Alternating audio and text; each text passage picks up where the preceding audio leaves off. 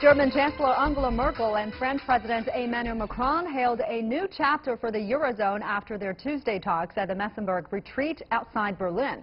Both agreed to create a common budget for the euro currency bloc that would be operational by 2021, with annual revenues and spending.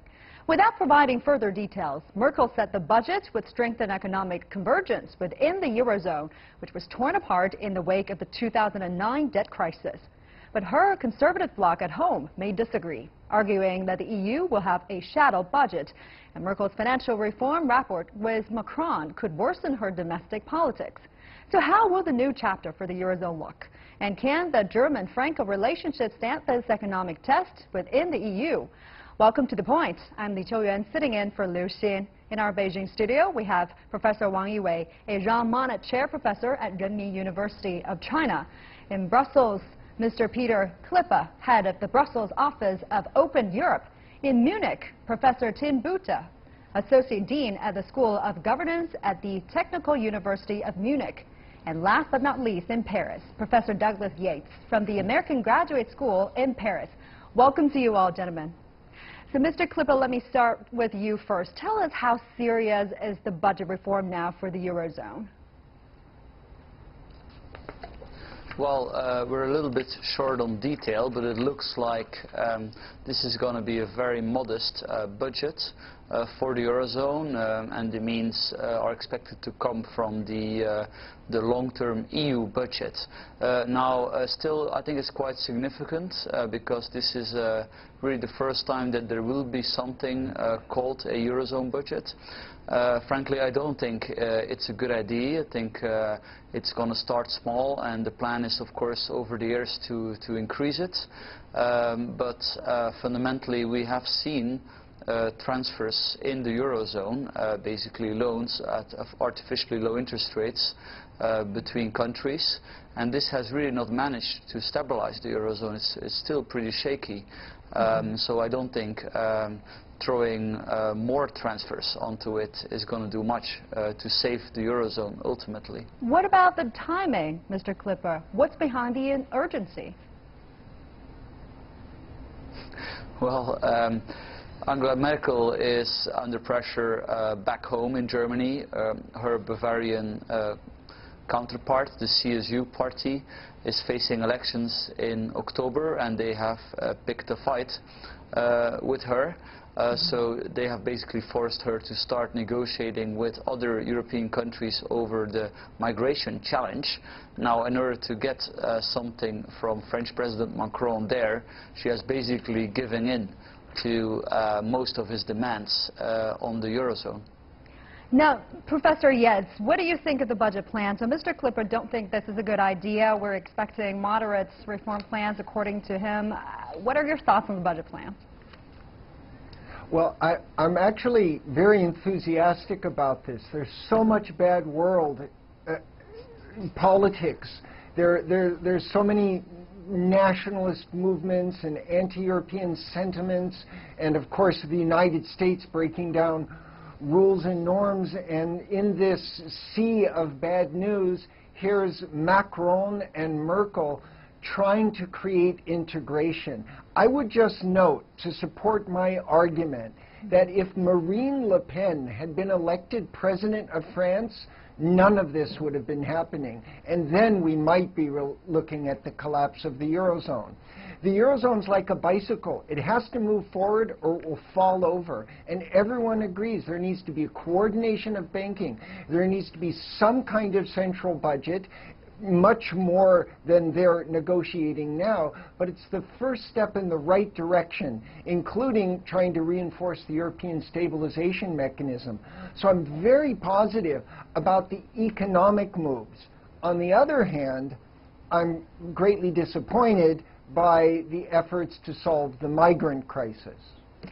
So, Professor Buthe, what's your take on this? We're hearing different voices, different perspectives. Professor Yates sounds quite optimistic. Mr. Cleppe, not so much. What about you, Professor Buthe? Well, most of the details aren't clear yet, so it's somewhat hard to assess at this moment. But there is intensive pressure on Merkel from domestic politics to solve or at least address the migration issue. The Bavarian state elections, as was mentioned, are coming up in a few months, and for the first time in decades, the Christian Social Union, the Christian Democrats of Bavaria, are facing a serious contender on their right, a party that's made the immigration issue a big part of their platform. And so the Bavarian Prime Minister and the from Bavaria stemming Federal Minister of the Interior have made this issue of migration a really major issue on which their sort of cooperation on the federal level rests, so as to have a more convincing platform in the Bavarian state election in a few months' time. And so if this agreement between Macron and Merkel actually leads to a broader European-wide agreement to address this issue consensually, or certainly more consensually than has been the case in recent months, then this will be a major step forward and an important step for the Christian Democratic, sort of classic conservative party of Germany to avoid strengthening a party that is much more xenophobic and further on the right in German domestic politics. I see the common steps on the currency union, in particular the common budget for the Eurozone, as essentially part of the trade-off that Merkel was happy to make in this regard. The key thing is going to be not, from her domestic politics point of view, the key thing is going to be to avoid giving ammunition to the far right to accuse her or the Christian Social Union of essentially sort of buying some kind of resolution on the migration issue by taxing German taxpayers more and paying even more money into the federal budget. That seems to have been avoided, and the whole that separate budget is framed as an investment fund, basically. That probably plays politically well. I think this is suave politics, at least in the short to medium run. Whether it's going to work in the long run, we'll have to see. Yeah, of course, we're still waiting on the details and how all this is going to be implemented. Professor Wang, let me bring you in on the conversation. How do you look at the German-Franco leadership against the backdrop of this budget reform? Who do you think is taking more responsibility? Well, European integration is more driven by French. Actually, at the beginning, that my title, Young Monnet, is founding father of the European integration. It's French. French has the vision, it's very ambitious. Now Macron is very young and dynamic, and for the Chancellor Merkel, now it's the first term, probably the last term for her, and also a very strong limitation domestically. There's a collusion and they have some problems now. So in this regard, they should make the compromise between the French very ambitious version of the European reform, clearly for the Eurozone, and very pragmatic approach of the Angela Merkel. So finally, this is, I think, is to deal with the gap between the strong side, that the big powers, and the Eastern new members. But for some German skeptics, France is not an EU leader capable of obeying EU rules, especially in managing its annual budget deficit. So, Professor Yates, how was President Macron able to convince his German counterpart, who dashed his vision before, that the two biggest EU economies can't actually move this budget reform into a new chapter? Yeah, as I was saying before, I think the scenario could have been remarkably different if a few external factors had been different. I mentioned one, that Marine Le Pen wasn't elected. But there's another, and that's the Trump factor. And Macron and Merkel have found themselves at the G7 confronted by an even greater danger. And in many ways, Europe has always lurched forward through crises. And at the present moment, there's an enormous crisis occurring in Europe, not only with financial markets, not only with the migrant crisis, but also with a breakdown of the international rules-based system because of the Trump administration. And therefore, I think the two of them are motivated to try to act and fill this gap because that's what it is. There is a gap in Western leadership being caused by the Trump administration.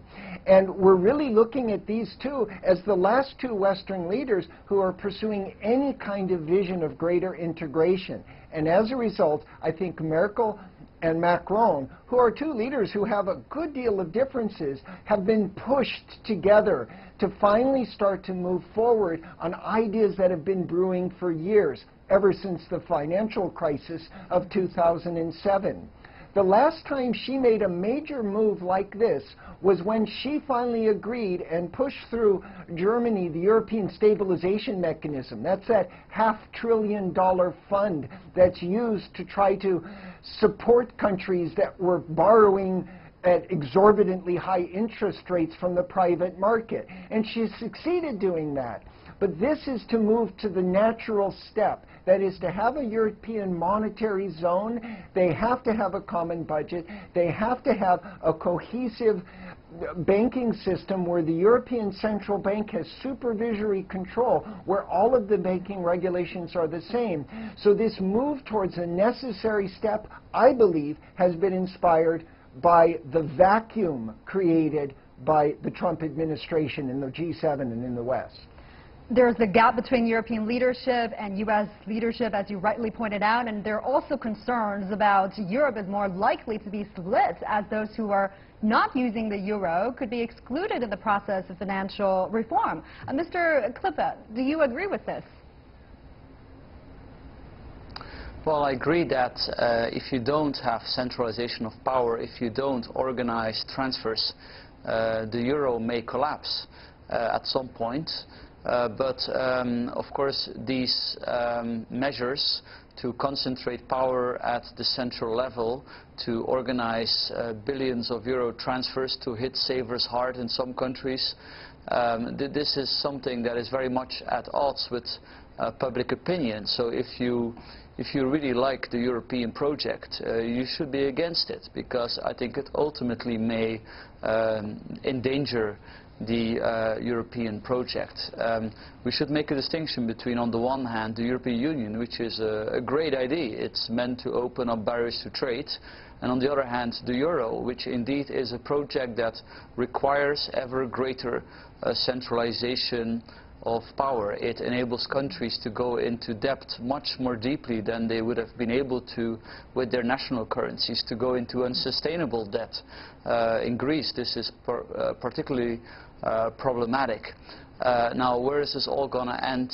Frankly, I don't know. I don't predict an imminent collapse of the euro or something. I think it can go on for a very long time. But the price that we will pay to keep the euro is increasingly high. This is the reason, or at least one of the main reasons, why we have seen so many populist parties even entering power in Europe. All right, stay with me, gentlemen. We're going to take a quick break on The Point. When we come back, I'll be asking about another hot-button issue, immigration. We'll be right back. Stay with us. Welcome back to The Point. Another flashpoint discussed during the Merkel-Macron meeting on Tuesday was the immigration issue. The influx of refugees and migrants coming to Europe from Africa and the Middle East has fueled fears not only in the two leaders' home countries, but also in Italy, Austria, and some Eastern European countries, stoking populist and Eurosceptic movements. Macron and Merkel will also try to hammer out their stance ahead of the EU summit next week, where the post-Brexit future will be just one of many challenges ahead. So how will the EU deficit define as border policy? And can Merkel and Macron design a plan for dealing with the tide of populism sweeping the EU and a rocky road to Brexit? We're now pleased to be joined again by Professor Wang Yiwei, a Jean Monnet Chair, Professor of Renmin University of China, Mr. Pieter Cleppe, head of the Brussels office of Open Europe, and Professor Tim Buthe, Vice Dean at School of Governance in Technical University of Munich, and also Professor Douglas Yates from American Graduate School in Paris. Professor Yates, let me start with you this time. You touched upon immigration policies a little earlier. You said you were disappointed about this. And last week, Italy and Malta both turned away a rescue vessel carrying 630 refugees, which was eventually accepted by Spain. What is Paris' stance on this issue? Well, Paris has a kind of forked tongue, because on one side, President Macron has been critical of Italy and seems to be saying that we should accept these refugees, grant them asylum status. But on the other hand, when you look, France actually accepts very few of these refugees. And it's been, like many of the wealthier countries of the European Union, leaving the problem to Italy, to Spain, to Greece, to the frontline states. The discussion which Merkel and Macron have been leading towards is what they call a European solution. This would be increasing the number of people in Frontex. That's the common European immigration officers, to maybe 10,000 officers. But also the idea of creating a port, one common port, where all of these boats full of salvaged refugees would be brought. Now, this idea at first sounds good when you look at the problem of the Aquarius. But where will that port be, and what will the situation be for the refugees? It was proposed Albania. Macron was against that because the refugees have no contacts. Another thought, Tunisia. But that's not a European country, and it could place the European Union in an uncomfortable situation. The common policy of Europe currently under the Dublin Accords is part of what is stoking this right-wing populism, and certainly the rules of the Dublin Accords need to be revisited. Now, Professor Buthe, give us the German perspective on this. Merkel and Macron on Tuesday agreed to strengthen EU's external border force and create an agency even to streamline asylum rules. Will that move to some extent help Merkel to consolidate her coalition government? Well, it will to the extent that it actually works. The German-French sort of cooperation has for a long time been at the core of the European project in many regards, but it's only worked to the extent that they have been able, whatever the French and German leaders were at the time, were able to take the other European countries' leaders along with them. So really, to some extent, the hard part has just started, namely for both of them to start the conversations with their counterparts in the other EU member states to actually sign on to a common agreement that in principle they have, of course, committed themselves to a couple years back, but which hasn't really worked out. Now, Macron can take a potentially really important leadership role here because, as my colleague said, France has actually taken on relatively few refugees. Him making a gesture of France actually taking on significantly more might facilitate coming to an agreement. Germany has taken on a lot, although probably not quite as many as the public perception suggests. The political backlash within Germany has obviously been intense, and especially in light of the state elections in Bavaria, this is a politically critical issue. But the facts actually are that immigration is down.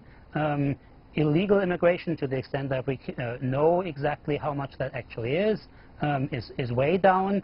And so being able to so very publicly, very visibly send signals that this issue actually is being addressed in a way that doesn't further massively increase the influx of refugees into Germany, which is the key concern in the German domestic political debate, that would help Merkel substantially domestically, for sure.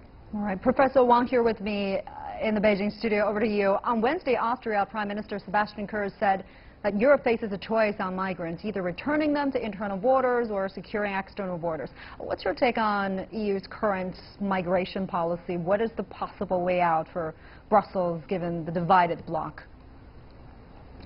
Well, the refugee crisis and migration policy, I think, test the European integration in recent years. That they should be balanced. They should do and can do. At the beginning of the Chancellor Merkel as defending on the values of the European, be more open, fraternity, liberty, and equality.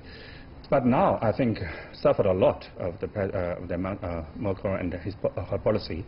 So now should more consider about the border control and security, but not just from external limitation of the migrants, but also think about the domestic distribution of the refugees and the asylum seekers. Now I think her policy was coming to compromise domestically, was pledged by domestically and also recently by President Trump, that her policy also diluted the Western values and the culture. I think it's a challenge for the long term of the European identity. I think that, the European policy is more and more practical. And Mr. Cleppe, on Wednesday, we understand European Commission President Jean-Claude Juncker tweeted that he will convene an informal mini-summit on migration and asylum this Sunday before the European summit. Representatives from governments of Germany, France, Italy, Spain, Austria and Bulgaria are all expected to attend the emergency gathering. How much do you think the German-Franco proposals for the refugee solution will be welcomed among other leaders? Well, it's not very clear what they are going to do there. There are some rumors that Germany would sort of try to buy the willingness of other member states to play along, to apply the Dublin rules, which means that Germany would be able to send back people that have been fingerprinted in countries like Italy, Greece. Not clear at all to what extent that will actually be a solution for the problem. As it was said, the current migration pressure is rather low, and this is partly because of a deal closed by the previous Italian government with the Libyan warlords. But of course, given that the population of Africa is going to double or perhaps even triple in the next few decades, we will see a lot more pressure on the border. And luckily, European leaders are now slowly realizing that the only solution for that is to apply what Australia has done. And that is to basically indeed bring people to a safe port where they can apply for asylum, and only if they get a yes, they can then come to the EU. Whereas at the moment, when people enter the EU, when they are saved at sea, they can continue their travels and probably remain in the EU illegally. And this is a bad thing because it has created a lot of incentives to try to come to Europe, and that's why so many people, 800 already this year, have been drowning at sea.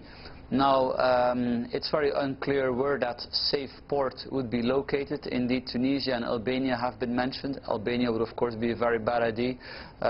Tunisia, perhaps too, because it's a relatively shaky democracy. But fundamentally, we would need to locate it somewhere close to the water and somewhere where, of course, nobody lives at the moment. And more fundamentally, questions will arise: what will happen to the people that will be denied asylum to Europe and that will not be able to come to Europe and that will also not be welcomed back in the countries where they are from? And then I think the conclusion is that these safe ports cannot just be refugee camps. These need to be proper refugee cities where the people that are denied asylum in Europe can actually develop their life. And this is, of course, something that is at a grand scale, but there are no modest solutions for this very big challenge left. I want to also talk about the populist sentiment there in the EU. Professor Yates, many see the UK as a big problem for the EU as Brexit talks have exhausted Brussels and Brexit has become more or less a populist symbol within the EU. In this regard, and as EU's key players in defending the bloc's interest, how will Paris, together with Berlin, act? Well, I think that Paris and Berlin have managed to act in unison with the other major players in the European Union in a common front. And the front is Britain can leave the European Union, but if it wants a hard Brexit, then it's going to have difficulties having access to the European market. And this is the leverage that they've maintained. How this will end, we don't know. But the current negotiations, which are coming to a head, find Macron and Merkel on the same page. And what they're hoping is that there'll be a soft Brexit. that Britain will agree to the free movement of people. That's really the essence, in order to have access to the market. And as time is going on, it's looking precisely like the hard position of Theresa May is breaking down, particularly over the Ireland question. So, and I think generally the attitude of both Merkel and Macron towards Britain is they love the British, but this is serious business. If they set a precedent with Britain on the free movement of people, then that will be the end. And the process they're working towards is the completion of the European Union, which is greater integration, not less, and certainly not dissolution. Professor Buthe, what do you think? Your response to what's been said? So Britain has for decades now been very ambivalent about just how much they really want to be fully part of the European Union. That's greatly hampered their ability to really play a leadership role within the European Union. The flip side of that is that in some respects there's not all that much lost. But of course Britain is one of the largest economies of Europe. Britain has, on the international stage, played a very important role and given the European Union greater status. And on economic matters, Britain has to some extent be the sort of guarantor of a liberal, economically liberal policy in many respects. And this is where I would expect then to see the greatest consequences of the British exit in whichever form it comes, because whatever the details are, Britain's ability to really still shape European policies is going to be greatly diminished, if not eradicated. All right, thank you to our guests, Mr. Wang Yiwei here in the Beijing studio with me, and also in Brussels, Mr. Pieter Cleppe, head of the Brussels Office of Open Europe, in Munich, Professor Buthe, and also in Paris, Professor Douglas Yates. Thank you all for joining us. We appreciate your insights and analysis. And that is it for this edition of The Point on CGTN. Download the application called CGTN to watch our show on your mobile devices, or go to YouTube and look for CGTN The Point. Thanks for watching. We'll see you next time. Bye for now.